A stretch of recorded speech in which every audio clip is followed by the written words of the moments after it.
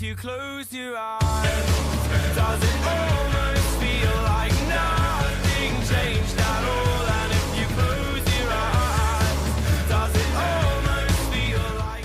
Although traveling India with a group of individuals with various personalities and ways of thinking was a challenge, it was nothing we weren't prepared for. Interacting with one another during the pre-departure sessions was only a glimpse into what 3 weeks in India would look like. Working with one another on our leadership assignments, rotating roommates from city to city, and attending company visits are what made us closer as a group. Settled around us, and the walls kept tumbling down in the city that we love.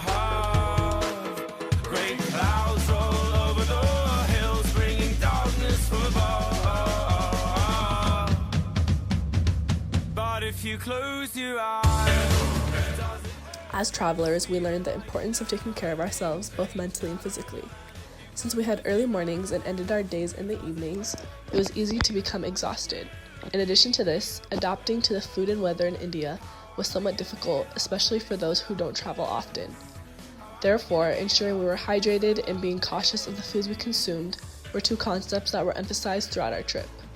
Knowing our limits and when we were and were not physically able to participate in certain activities was another challenge we all quickly learned how to overcome. Our life experiences, what we study in school, as well as our environments, are what make up the strong opinions we have. And as leaders and contributors, we learn the significance of not being afraid to share those opinions with the rest of the group. Listening and being open to these wide range of beliefs were not only meant to be a learning lesson for the one sharing, but also a learning lesson for others because they were able to learn and expand their thinking as well. But if you close your eyes, does it almost feel like nothing changed at all? And if you close your eyes, does it almost feel like you've been here before? Oh, how I'm beginning to be an optimist about this. How I'm beginning to be an optimist about this. If you close your eyes, does it... There are ruins in Hampi that date back to the 14th century. Those ruins only scratch the surface of India's history. Lothal, for example, is a civilization that existed in 3700 BCE.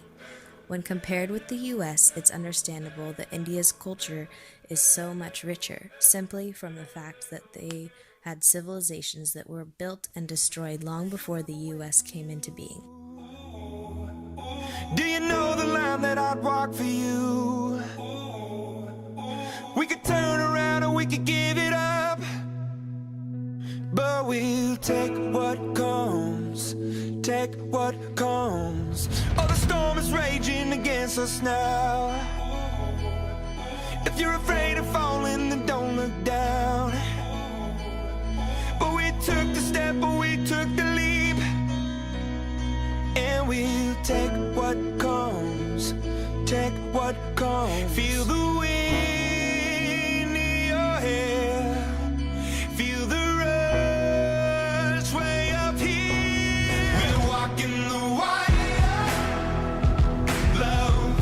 We're walking the wire, love. We're gonna be higher, up. We're walking the wire. The interesting thing is that India didn't become a country until the British declared the subcontinent one in 1947. As we traveled through India, it was clear how the cultures of different regions could be so distinct and still be in the same country.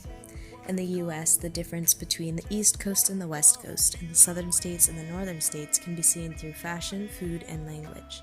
However, the differences are incredibly subtle in comparison with India. When it comes to fashion, the East Coast dresses more professionally, whereas the West Coast more casually. In India, there was a mix between people wearing Western-style clothing and more traditional styles, like saris. We're walking the wire, wire, wire. So look out down below. Look out down below. Look out down below. Walking the wire, wire, wire. So look out down below.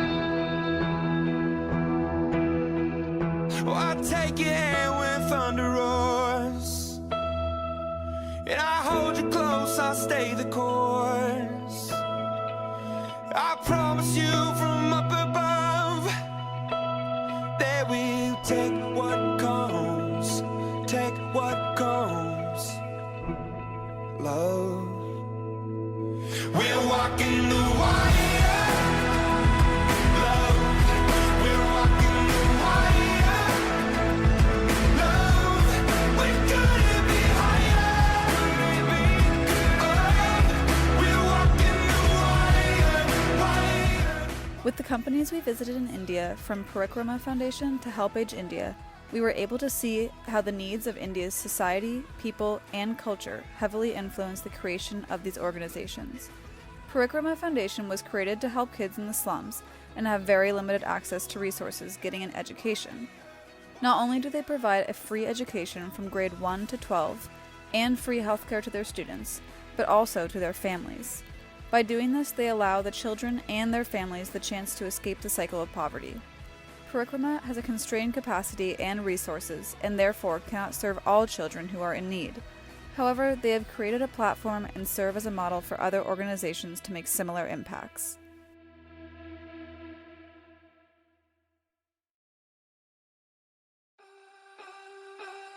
You know the tears are rolling down your face, and it feels like yours was the only heart to break. When you come back home and all the lights are out, and you're getting used to no Help Age India is another nonprofit organization that recognized that India currently has about 3 million elders who are living in poverty. They now shelter seniors and provide healthcare to those in need through their mobile clinics. These are just two examples of how organizations see issues within Indian society and use their resources to provide a solution.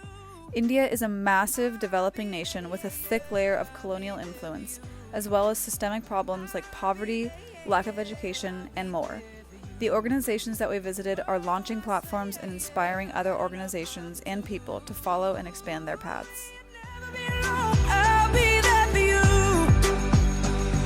When it's Friday night and the drink don't work the same, you're alone with yourself and there's no one else to blame. When you still can't feel the rhythm of your heart. One thing that most of the organizations we visited had in common was having capacity constraints. They try their best to help as many people as possible, but have to make sacrifices to ensure efficiency and quality of care, education, or whatever service they are providing. For example, Parikrama Foundation can only help 1% of Bangalore's estimated 3 million people living in slum communities. Therefore, the needs of society are often too massive for one organization to handle. Collectively, however, these organizations are changing the face of society and helping to alleviate poverty in many sectors. The biggest influence I witnessed of organizations on Indian society was that no matter what number of people or communities these organizations were able to help, there was an undeniable atmosphere of hope.